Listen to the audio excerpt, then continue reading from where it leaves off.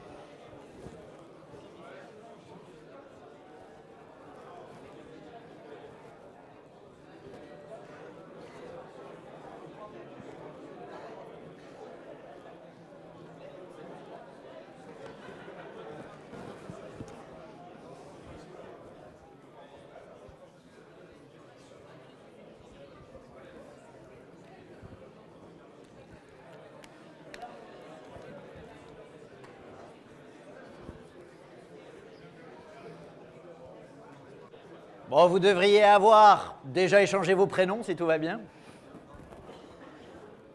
Et commencez à identifier ce qui génère un bouc émissaire dans un groupe ou dans une équipe. Déjà, où est-ce qu'on retrouve des boucs émissaires? Quasi systématiquement. À l'école. Tous ceux qui ont été un jour à l'école le savent, il y a des boucs émissaires. Alors, qu'est-ce qui fait le bouc émissaire? Je vous écoute. Qu'est-ce qui génère un bouc émissaire dans un groupe ou dans une équipe? Alors, déjà, j'ai entendu 3 trucs différents. La différence, exemple. Quel genre de différence? Parce que c'est vrai, la différence peut amener à devenir le bouc émissaire dans un groupe. Si on prend l'école, ça va être quoi? Voilà, le meilleur de la classe, par exemple, ou le moins bon, ça peut être des différences physiques. Vous avez les cheveux roux, vous êtes petit ou vous êtes fort, vous allez peut-être devenir un bouc émissaire. Les statistiques ont montré que 10% des élèves étaient harcelés à l'école. Quand on dit ça, ça paraît un peu abstrait. Si maintenant on dit dans une classe de 40, il y a 4 élèves qui sont harcelés, là ça commence à prendre du sens. Ok, quoi d'autre qui génère le bouc émissaire à part la différence? Des tensions dans le groupe. Alors c'est vrai que le bouc émissaire, c'est un excellent moyen de se déresponsabiliser. Un truc ne marche pas, on prend un bouc émissaire, on dit c'est de ta faute, bing, allez, emballer ses pesées, on se déresponsabilise. Quoi d'autre? Exactement, ça peut être... Alors, parce qu'on va évidemment pas parler longtemps d'école, hein, l'école c'est juste pour rappeler des souvenirs, mais si on prend dans une équipe agile notamment, celui qui a moins de compétences que les autres. Et j'ai eu l'occasion de discuter avec un responsable, un DSI, qui me disait, un des gros dangers de l'agile, c'est qu'on a des équipes autonomes, ça c'est très bien. Le problème, c'est que c'est super exigeant. Parce que du coup, le contrôle dans l'équipe, il est plus managérial, puisqu'il tend à s'écarter. On se pose toujours la question, on fait quoi de nos managers quand on est agile? Et donc du coup, le contrôle devient social. Ce qui fait qu'on va être rejeté, non pas par son manager qui va dire tu fais du mauvais boulot ou tu n'es pas compétent, mais carrément par les membres de l'équipe, ce qui peut être extrêmement difficile à vivre. Les causes pour devenir bouc émissaire sont hyper nombreuses. Le sujet m'intéresse depuis hyper longtemps. Je n'ai jamais été bouc émissaire, je vous le dis tout de suite, ce n'est pas pour ça que j'ai décidé de parler du sujet. Et j'ai compris pourquoi, parce qu'en fait, Pourtant, j'étais petit, cheveux longs, des boutons partout, j'étais le profil type pour devenir bouc émissaire, mais comme je m'en foutais royalement quand on me traquait, je pense que les gens ils disaient, de toute façon, ils sont fous, donc je faisais du jeu de rôle à l'époque, j'étais dans mon monde perché, donc j'allais découper des têtes de dragon pendant que l'autre il venait me titiller, qu'est-ce que vous voulez que j'en ai quelque chose à faire. Donc j'ai compris que le fait de ne pas avoir de répondant était probablement un des trucs qui m'a sauvé à l'époque. Parce que j'étais quand même assez facilement candidat au bouc émissaire. Et à l'école, tout ce qui fait la différence peut vous faire devenir bouc émissaire. Et dans tout ce qu'on voit, ou dans une grosse partie de ce qu'on voit, ce qui me fait sourire, c'est qu'on cherche un bouc émissaire au bouc émissaire. C'est la faute à qui? Et direct, on tape sur les profs. Certes, les profs ne sont pas très attentifs à ce qui se passe dans les classes. Ça, c'est clair. Après, je vais vous dire, moi, dans mes salles de formation, il y a 10-12 personnes. Quand je fais des formations au leadership et au management, c'est plus facile à gérer que 40, hein, soyons clairs. Et si demain je me retrouve avec des élèves de collège ou de lycée à 40, on va voir comment je gérerai la situation. Mais les profs ne sont pas les seuls responsables, on cherche aussi le bourreau. Qui est le bourreau? Puisqu'il y a une victime, il y a forcément un bourreau. Et c'est vrai que c'est un sujet extrêmement sensible parce que quand on parle du bouc émissaire à l'école, on en arrive à ça. Vous l'avez peut-être vu cette vidéo.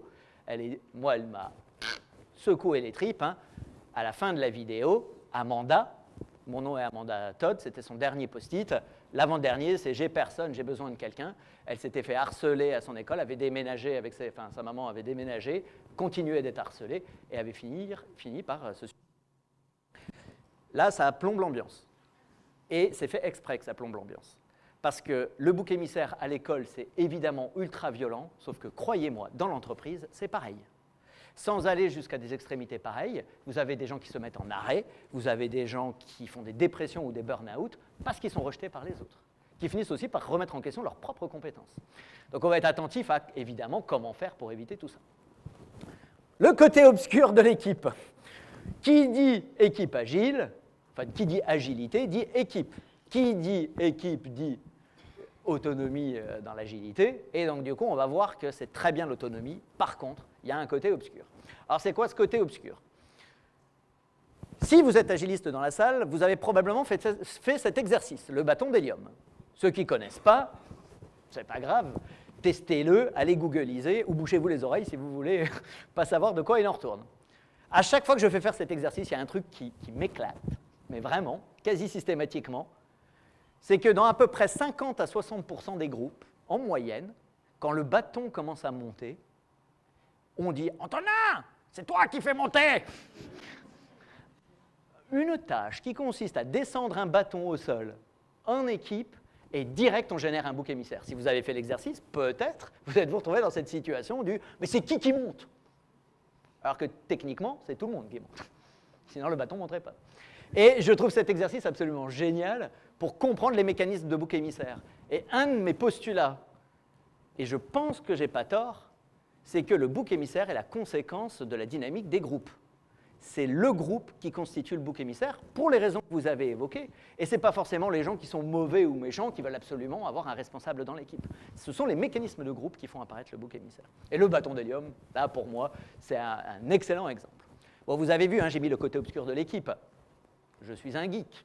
Donc je n'ai pas pu m'empêcher pour vous parler de bouc émissaire de choisir Star Wars. C'est qui le bouc émissaire dans Star Wars? Alors les vieux Star Wars, hein, évidemment, les vrais Star Wars. Qui était le bouc émissaire dans le groupe? Dark Vador. Non. 6PO! C'est pas lui le bouc émissaire de service. Il se prend des taquets derrière la tête tout le temps. En plus, il a bien la différence, le gars il est tout brillant et on voit que lui. Et dès qu'il l'ouvre, on a envie de lui mettre une baffe. Toute ressemblance avec un bouc émissaire serait purement fortuite. Là, vous en avez un classique, le bouc émissaire dans Star Wars. La vraie question qu'on va se poser, c'est comment fonctionne l'équipe pour arriver à créer un bouc émissaire dans Star Wars ou ailleurs. Avez-vous entendu parler de cette expérience? L'expérience de Solomon Asch sur le conformisme dans les groupes. Expérience en psychosocial extrêmement importante pour savoir ce qui fait que les gens sont tous pareils, tous la même chose.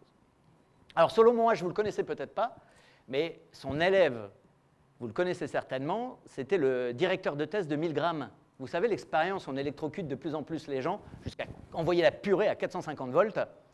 C'était son directeur de thèse. Alors Milgram, Solomon Asch, c'est lui. Et il s'est dit, le conformisme dans les groupes, ça existe. Maintenant, on va le prouver. Il a été un des tout premiers dans les années 50 à essayer de comprendre qu'est-ce qui fait qu'un groupe, que les membres d'un groupe se conforment. Alors, il a pris des étudiants. De dos, là, vous avez un acolyte de Solomon Asch. Il a mis 6, 7, 8 ou 10 personnes dans une salle, sachant que sur l'ensemble du groupe, 9 sur 10, 8 sur 9, 1 en tout cas de moins que la totalité du groupe, enfin en tout cas la totalité du groupe sauf 1, étaient des acolytes de Solomon Asch. Il y en a un seul qui est vraiment testé. Et on lui fait croire à ce gars-là qu'il vient pour une expérience sur la vue et qu'on va tester sa vue. Et vous allez voir que l'expérience, c'est pas compliqué. L'expérience, c'est ça. Donc, de dos, vous voyez comment ils sont installés autour de la table, et vous avez l'expérimentateur, Solomon Asch ou un de ses doctorants. Le gars tient 2 panneaux, un panneau étalon et un panneau ABC. Et il demande au groupe à quelle lettre correspond la longueur de la ligne étalon. Le gars qui est testé, soi-disant, sur la vue, en fait, est testé sur le conformisme dans les groupes. Il est l'avant-dernier dans l'ordre de passage. Ça veut dire qu'on commence par le premier à gauche qui a un acolyte, et au début, pour le mettre à l'aise, ce gars-là, on répond bien. Voilà, c'est la C, c'est la C, c'est la C, puis on fait plusieurs passages comme ça, histoire de commencer tranquillou l'expérience. Dans les groupes témoins, où il n'y a que des gens qui sont vraiment testés sur la vue, le taux d'erreur est inférieur à 1%. Parce que des fois, on se dit, ouais, je ne vois pas bien, j'ai fait une erreur. Eh bien, dans l'expérience-là, à un moment donné, le premier, très sérieusement, dit réponse A. Et là, quand vous regardez les vidéos de l'expérience, le gars qui est testé, il commence à froncer les sourcils. Comme ça. Quoi? Capture d'écran YouTube. Hein. Et le problème, c'est quand le deuxième dit, très sérieusement, réponse A. Des fois, il s'avance pour zoomer, je pense. Puis le troisième, puis le quatrième. Quand ça arrive à la personne vraiment testée, l'avant-dernier, qu'est-ce qu'il dit? Est-ce que je dis réponse A comme tout le monde, comme ça, tranquillement, je suis comme tout le monde? Ou est-ce que je dis, non mais les gars, vous êtes belou ou quoi? Je suis lorrain. Belou, ça veut dire qu'on n'y voit rien. C'est la réponse C. Eh bien, il y a un pourcentage de gens qui se conforment à l'avis du groupe, alors que c'est comme si je vous demande c'est un chat ou c'est un chien. Vous êtes sûr de vous à 100% que c'est un chat. Ben, vous allez hésiter à dire que c'est un chat parce que tous les autres ont dit que c'était un chien? C'est pas une blague. La proportion de gens qui se conforment sur un sujet dont on est sûr à 100% d'avoir raison est de 32%. Dans cette salle, il y aurait un tiers qui aurait dit réponse A. Et oui, parce qu'on dit toujours, c'est pas moi qui l'aurais fait, c'est l'autre. C'est comme dans 1000 grammes. Hein. Moi, j'aurais pas envoyé la purée jusqu'à 450 volts. Mais bien sûr. 32%. Ça veut dire que c'est comme si on était sur le seuil plancher du conformisme dans les groupes.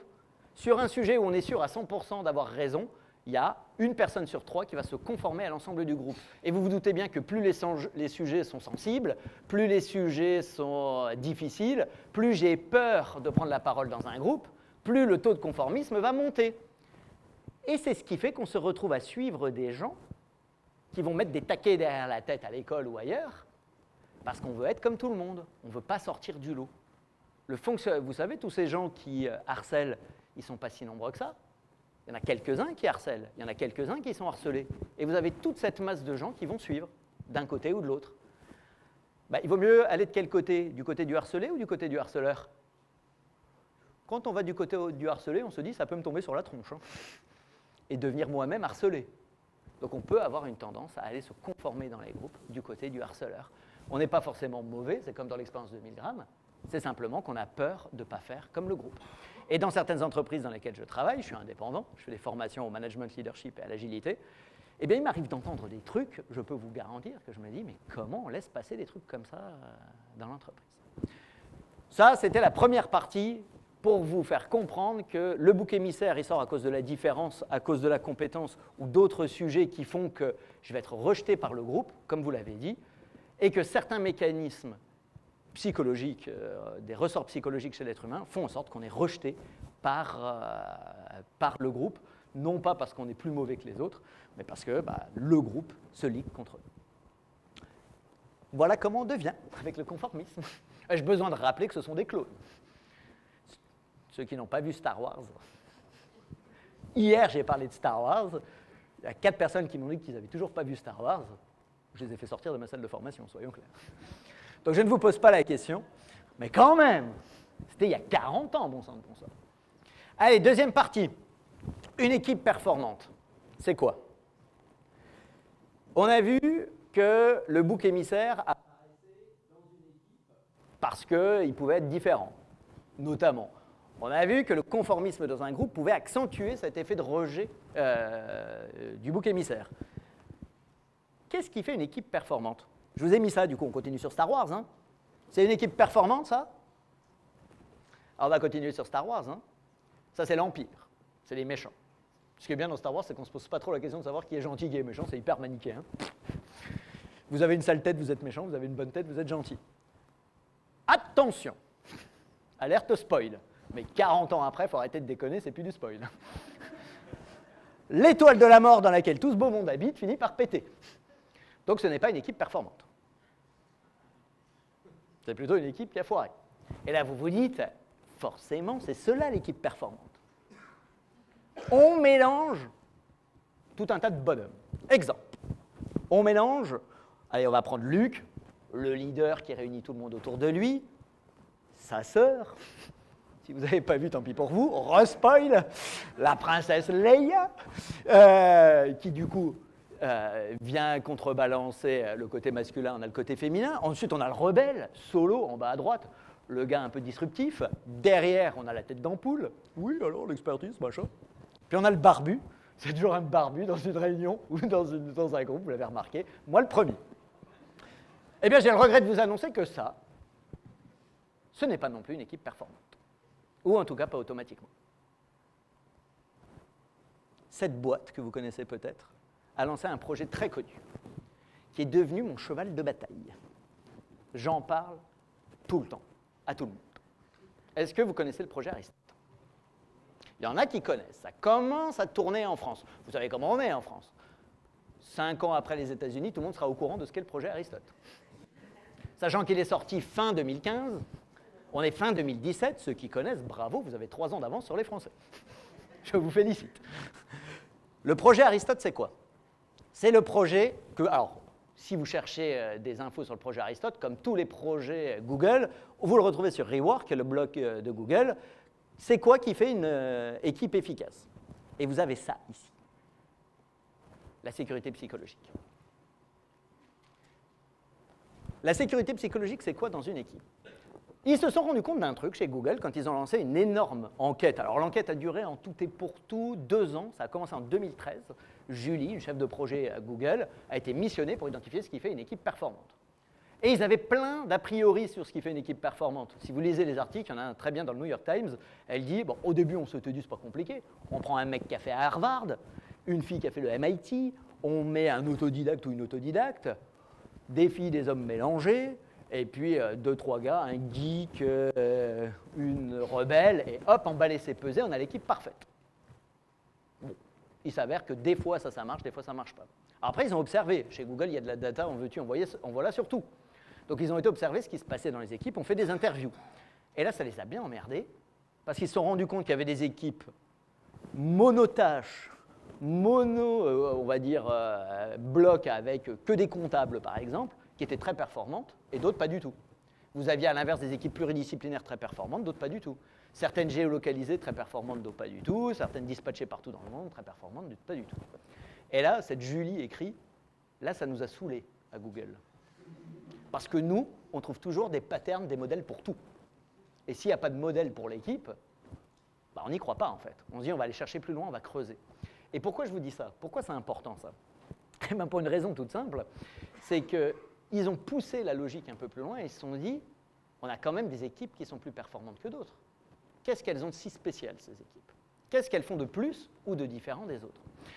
Et ils se sont rendus compte d'un truc, ce ne sont pas les personnes qui composent l'équipe qui est important, c'est comment l'équipe interagit entre elles qui fait qu'elle fonctionne bien. Ils ont découvert ce qu'ils ont appelé la sécurité psychologique. Pour ceux que ça intéresse, si vous googlisez la sécurité psychologique de Google, ils se sont rapprochés d'une universitaire qui a travaillé spécialement sur ce sujet. Et la sécurité psychologique, c'est quoi? Je vous le donne en 1000. Les membres, ça tient en une phrase, hein. Une équipe performante chez Google, c'est une équipe dans laquelle les membres de l'équipe doivent pouvoir se sentir libres de s'exprimer prendre des risques sans se sentir embarrassé vis-à-vis de leurs collègues, pas de critique, pas de jugement de valeur. C'est quoi un jugement de valeur? Antonin est un abruti. C'est un jugement de valeur. Ou Antonin n'est pas compétent. Tiens, c'est pas très factuel ça comme feedback. Antonin n'est pas très compétent, je suis désolé, mais ça ne va pas m'aider à évoluer. Et on en parlait avec Rachel tout à l'heure, je te le dis en toute bienveillance, hein, mais tu n'es pas compétent. Parce que le mot bienveillance, il y a bien un mot valise derrière lequel on met beaucoup de concepts et pas beaucoup de concret, c'est celui-là. Hein. Quand je vais voir un codir et que je leur dis, vous savez que la bienveillance, là il m'arrête tout de suite et il me dit, pop, pop, pop, pop, pop. À votre avis, quel est le mot qui me sort systématiquement en lien avec la bienveillance? On n'est pas dans le monde des... À croire que les deux mots sont scotchés l'un à l'autre. Bienveillance et bisounours, ça va ensemble. Alors moi, j'ai arrêté de parler de bienveillance. Je manipule un peu les codires maintenant. Je commence comme ça. Vous voulez améliorer la performance de vos équipes, n'est-ce pas? Pour les psychologues dans la salle, un pied dans la porte ne fait jamais de mal à personne. Et là, ils vous répondent quoi? Oui. Vous connaissez Google. Deuxième phase. Oui, bien sûr. Eh bien, il va falloir être bienveillant. Ah merde! C'est énorme! Et ils sont coincés. Je plaisante pas, hein, c'est pas une blague. Les équipes les plus performantes chez Google, ce sont les équipes dans lesquelles on ose prendre la parole. Exemple, prendre des risques, ça veut dire quoi? Si on pousse la logique un peu plus loin, poser des questions. J'ai pas compris ce que tu as dit. Sauf que dans plein de boîtes, j'ai rien compris de ce que tu as dit, mais je vais jamais te poser la question. Vous voulez un exemple qui m'a traumatisé? Ça se passe dans une énorme boîte. Je vous dirai pas le nom, mais c'est dans le domaine de l'électricité. Chez qui j'ai fait moult formations management. J'ai la chef de projet, donc c'était il y a 10 ans à peu près, 2007, quelque chose comme ça, j'ai la chef de projet au téléphone. Elle m'explique où c'est, comment ça va se passer, nanana, et elle me dit, ah par contre, sur le plan logistique, il vous faut 1 ou 2 BNG. Et là, moi, je commençais les formations, je ne savais pas ce que c'était. Et je me dis, bon, bah, 2 possibilités. Première possibilité, je demande, c'est quoi un BNG? Deuxième possibilité, je dis, mettez-moi en 10. Moi, il m'en faut beaucoup. L'air style, j'ai tout compris. Alors, sachez que le BNG, c'est un paperboard chez EDF. Et pas partout chez EDF, au service formation. Bon, ils utilisent des acronymes, en veux-tu, en voilà.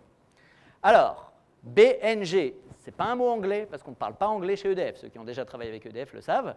Ce sont des mots français. B comme Bernard, N comme Noémie, et G comme Gontran ou Géraldine. Ça veut dire quoi, à votre avis?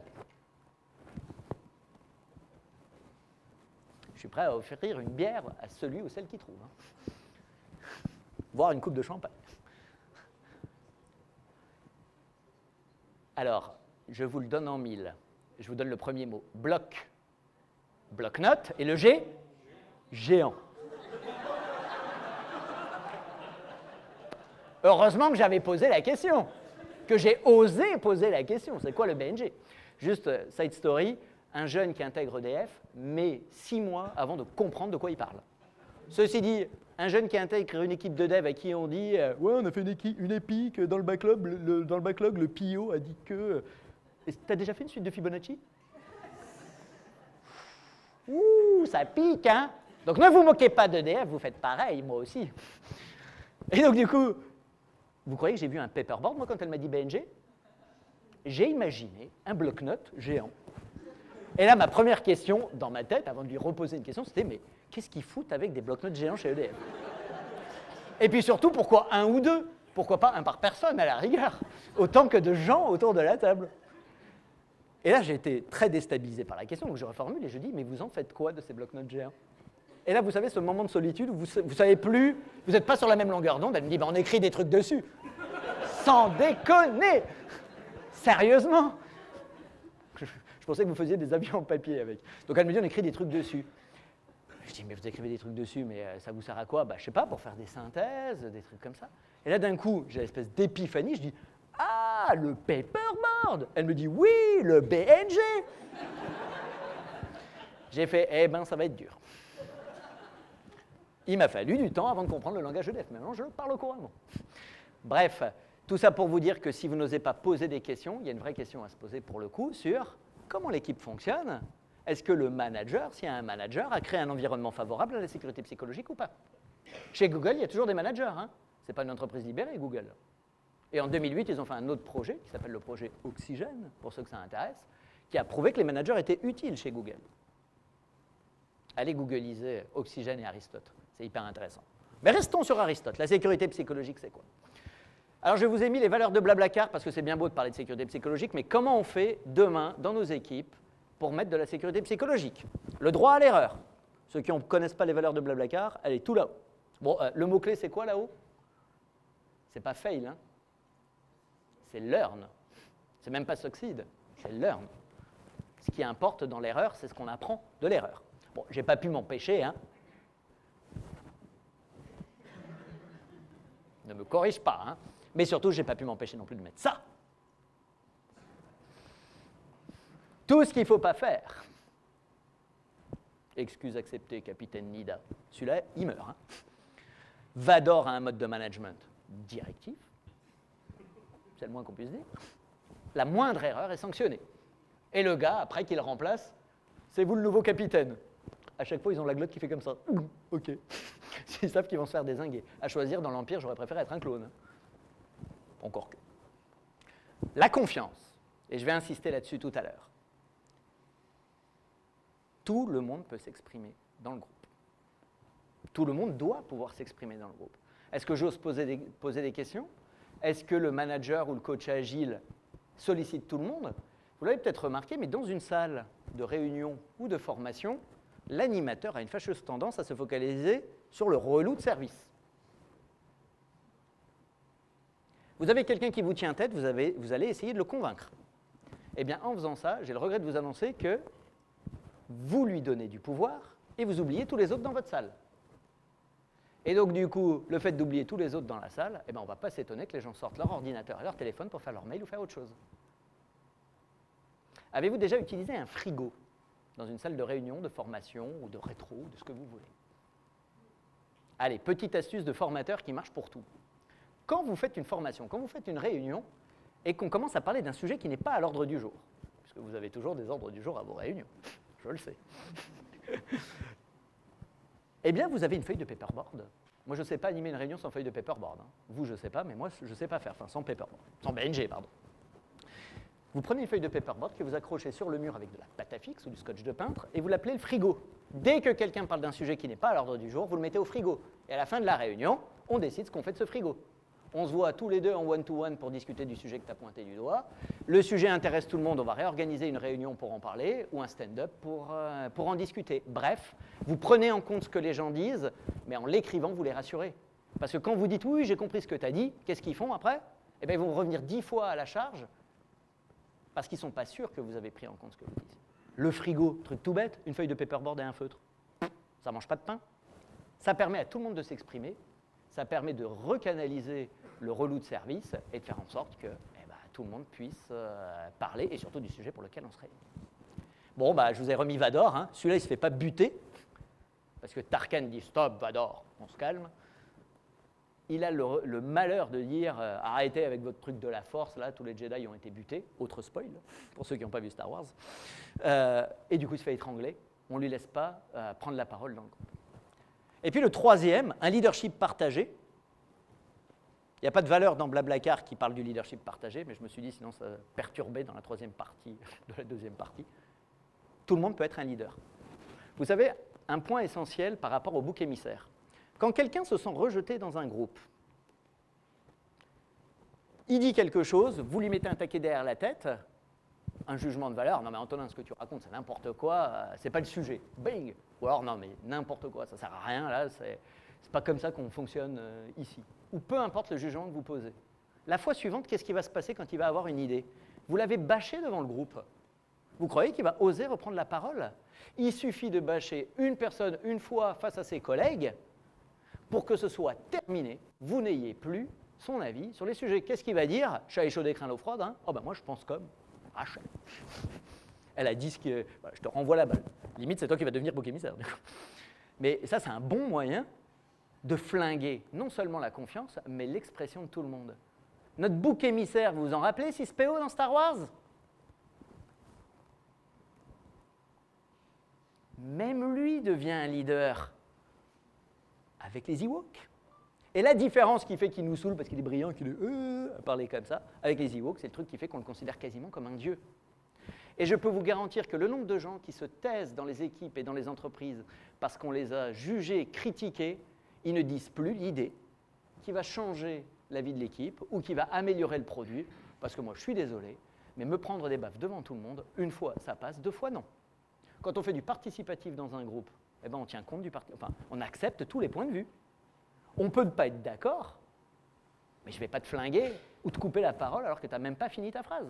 Je ne sais même pas ce que tu vas dire. Bing, allez, je casse. Bon, nous, les Français, on est champions du monde du cassage. Champions du monde, hein. Et on en est fiers. Allez, troisième partie.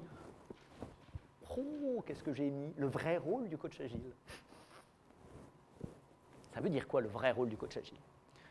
Une équipe agile, c'est une équipe autonome. Là, on a un daily stand-up. On a 3 rôles. La team, l'équipe, le product owner et le coach agile. Ces rôles correspondent à des fonctions dans l'animation d'un groupe. Ce sont quoi ces fonctions? Alors ça, c'est très classique dans la formation, ça a été, et dans l'animation de groupe, ça a été théorisé dans les années 50-60, et vous allez voir qu'on tient du doigt la solution au bouc émissaire avec ça. Il y a d'abord un rôle de production dans l'équipe. On est centré sur les objectifs, le but à atteindre, la tâche à accomplir. Dans une équipe agile, qui s'occupe de ça? Le PO qui va donner la vision du produit, faire le lien avec le client, et l'équipe, comme elle est autonome, c'est elle qui produit, c'est elle qui atteint les objectifs. Ça, c'est le premier rôle. On va dire que classiquement, toute équipe est là pour produire. Ensuite, vous avez le fameux rôle de facilitation. Aujourd'hui, beaucoup de coachs agiles se font appeler facilitateurs. Là, on est centré sur les méthodes, les moyens, les outils utilisés. Et typiquement, on va vous dire, tiens, dans l'agilité, on va faire en sorte d'avoir un Kanban, un tableau d'affichage pour pouvoir planifier l'itération. On va avoir un daily stand-up tous les matins pour se coordonner. Donc là, il est focalisé sur les outils. Ça, c'est facile encore. Ça ne mange pas de pain. Les méthodes de travail, elles sont assez faciles. Sauf que vous le savez, dans l'agilité, on dit toujours, ou on dit souvent, le mindset, l'état d'esprit avant les outils. Et bien dans l'équipe, et avec cette histoire de bouc émissaire et de rejet des gens dans l'équipe, il y a un rôle qui ne ressort quasiment jamais ou pas suffisamment. C'est le troisième, et de mon point de vue le plus important, le rôle de régulateur. Le vrai rôle du coach agile, pour moi, il est là, avant tout. Centré sur les personnes et le climat relationnel, ça veut dire quoi? Ça veut dire qu'en tant que coach agile, je suis garant de la sécurité psychologique dans l'équipe avec laquelle je travaille.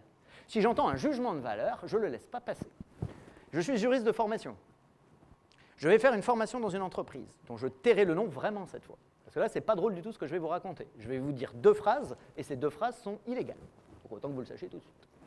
Et comme je vais faire des quotes, vous ne pourrez pas m'attaquer. Je viens faire une formation management et les RH m'avaient demandé d'intégrer quelques éléments juridiques pour faire comprendre les droits et les devoirs des managers. J'arrive dans la salle, je commence à présenter le programme, j'allais les faire travailler quand tout à coup on toque à la porte. Quelqu'un arrive et me dit « Excusez-moi d'être en retard ». Et là je me retourne, j'allais lui dire « Je t'en prie, assieds-toi », quand tout à coup derrière moi, une phrase. Dans une formation, je vais faire une attaque, les gens ne me connaissaient pas. Ouvrez les guillemets, je préfère préciser, je n'ai pas envie de me retrouver devant un tribunal correctionnel. Les Nyakoué, c'est toujours en retard. Point. Fermez les guillemets. Donc là, moi, qu'est-ce que je fais? Je me retourne, j'essaie de trouver qui a balancé ça, quand derrière moi, qu'est-ce que j'entends? Ouvrez les guillemets encore. Les bougnoules feraient mieux de fermer leur gueule. Point, fermez les guillemets. Histoire vraie. Déjà qu'en tant que non-juriste, je fais une attaque, mais j'aime autant vous dire qu'en tant que juriste, l'attaque, vous la faites niveau 2, parce que ces 2 phrases que je vous ai citées, quotées, c'est passible du tribunal correctionnel. Et je peux vous garantir que quand vous êtes devant un tribunal correctionnel, si vous n'avez jamais été devant un tribunal correctionnel, je vous conseille d'aller y faire un tour, le juge ne rigole pas avec ça. Et le racisme, ou les termes racistes, fonctionnent dans tous les sens.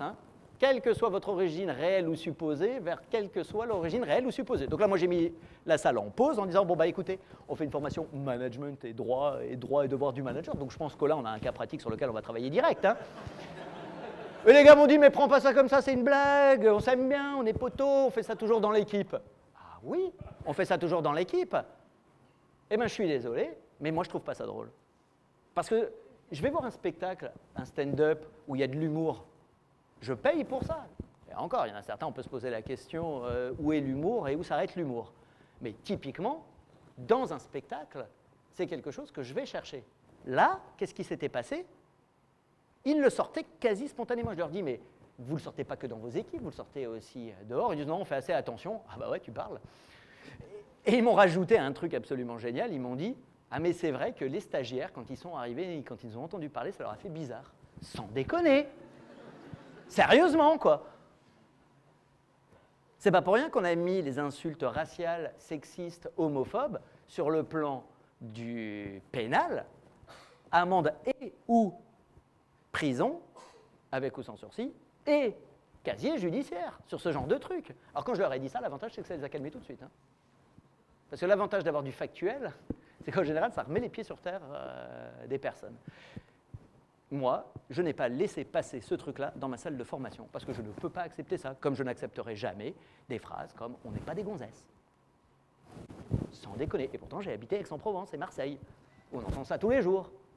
Bref, ai-je besoin de dérouler tous les trucs qui finissent par blesser? Parce que quand on le dit une fois, deux fois, trois fois, au bout d'un moment, c'est des bam, bam, bam, des points dans le bide. Et bien, le rôle du coach agile, c'est de se sentir légitime pour empêcher tout ce genre de trucs. Parce que il y a une fille dans une équipe, on n'est pas des gonzesses, hein, je ne le dis pas contre toi. Hein. En toute bienveillance, on n'est pas des gonzesses.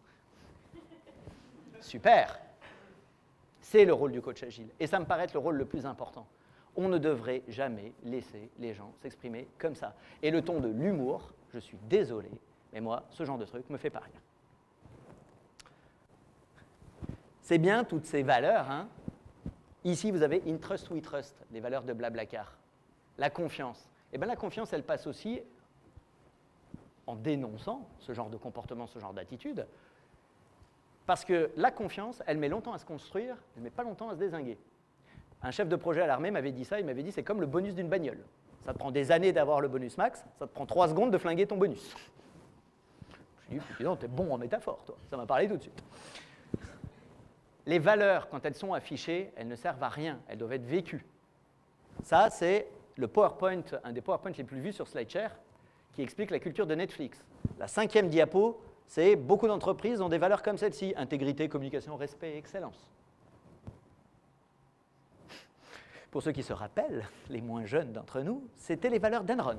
Enron, 90 000 salariés, 7e entreprise la plus chère au monde il y a 15 ans, qui a disparu de la circulation, parce que ces valeurs, exactement comme ils l'écrivent en bas à Netflix, elles étaient affichées, mais elles n'étaient pas réelles dans l'entreprise. Et derrière Netflix, ils déroulent toutes leurs valeurs en disant « chez nous ». Elles marchent vraiment.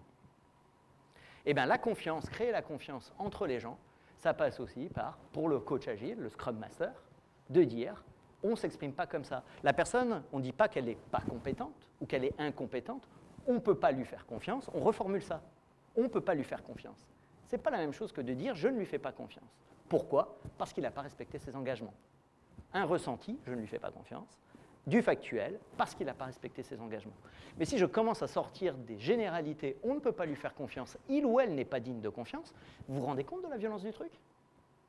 C'est absolument terrifiant. Puis un bon moyen de se flinguer la confiance aussi, c'est de parler dans le dos des gens. On va prendre un café tous les deux, puis on crache sur le dos de quelqu'un d'autre. Blablabla, t'as vu, ouais, t'as vu comme il est fringué? Et puis après, je vais prendre un café avec l'autre qu'on a taillé. Toi, tu vas te dire, hop, hop, hop, hop, hop. Il ne serait pas en train de faire la même chose sur moi, là, maintenant? J'ai flingué la confiance en critiquant quelqu'un. C'est fou, hein? Il ne faut pas grand-chose pour que la confiance se casse dans une équipe. Pour conclure, je vous remets notre fameuse sécurité psychologique, la fameuse définition de la sécurité psychologique, je vous l'ai dit, c'est mon cheval de bataille. C'est le rôle du Scrum Master? C'est le rôle du coach agile? Non. J'ai le regret de vous annoncer que nous sommes tous responsables de la sécurité psychologique dans une équipe. Parce que là, maintenant, je vais me poser la question, et on peut tous se poser la question, qu'est-ce que je dis, moi, qui flingue la sécurité psychologique? Il y a un exemple, et je termine avec ça, et après, je suis à votre disposition pour toutes les questions, c'est la dernière diapo.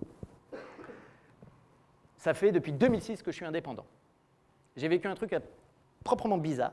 Je me retrouve à pousser dans le métro, je rentre dans le métro, j'habite à Paris, je me retrouve face à un gars en costume, cravate. Et ce gars était plus grand que moi, 10-15 cm de plus fort que moi. Il avait une bonne tête, il n'avait rien de spécial, il était derrière son téléphone. Et dans ma tronche est apparue la phrase qui est sortie de je ne sais où. Ce gars-là, j'aimerais pas l'avoir comme manager. Point. Fermez les guillemets. Et là, je vous avoue que j'ai été ultra dubitatif. Je me suis dit, mais d'où est-ce qu'elle me sort cette phrase? Déjà, ça fait 11 ans que j'ai plus de manager. Pourquoi cette phrase qui m'arrive dans la tronche? Et deux, qu'est-ce qui fait que quand je croise un gars en un quart de seconde, j'ai ce jugement de valeur sur lui? Alors j'ai essayé de comprendre, j'ai toujours pas trouvé. Et en réalité, on a toujours des jugements de valeur sur tout le monde en permanence. Vous me voyez arriver sur scène et vous dites, tiens, celui-là, il a l'air ceci. Il a l'air jeune, il a l'air vieux, il a l'air barbu, voilà, c'est factuel. Je suis né la même année que la sortie de Star Wars. Donc maintenant, vous connaissez mon âge. Si vous ne connaissez pas mon âge, c'est que vous n'avez pas suivi la conférence. Bref, on n'a pas de contrôle sur ce qui nous arrive dans la tête. Par contre, il y a un truc qu'on peut contrôler. Et dans les équipes agiles, c'est encore plus important que dans des équipes avec manager, puisqu'elles sont autonomes, donc du coup, pas livrées à elles-mêmes, mais en tout cas, elles sont responsables elles-mêmes des décisions qu'elles prennent et de leur fonctionnement interne. On ne contrôle pas ce qu'on pense, on contrôle ce qu'on dit. Et donc, du coup, non seulement le coach agile doit être vigilant à ne pas laisser passer des phrases sexistes, homophobes, raciales, ou des jugements de valeur comme « t'es pas compétent, t'es un abruti, t'es un boulet », tout ce qu'on entend tous les jours dans des boîtes. Tout ça, le coach ne le laisse pas passer. Et puis nous, chacun dans cette salle, et avec tous les gens qu'on connaît, quels sont les jugements de valeur que je porte, à droite et à gauche. Vous voulez tester ça? Engagez-vous à ne pas faire de jugement de valeur toute la soirée. Et vous allez voir que c'est quasiment impossible. J'ai essayé de tenir 1 heure, je n'ai pas réussi. Donc vous allez rigoler. Essayez, c'est juste une aide. Sur ces bonnes paroles, j'en ai terminé. Il nous reste quelques minutes avant la suite pour les questions, si vous avez des questions. Merci à vous.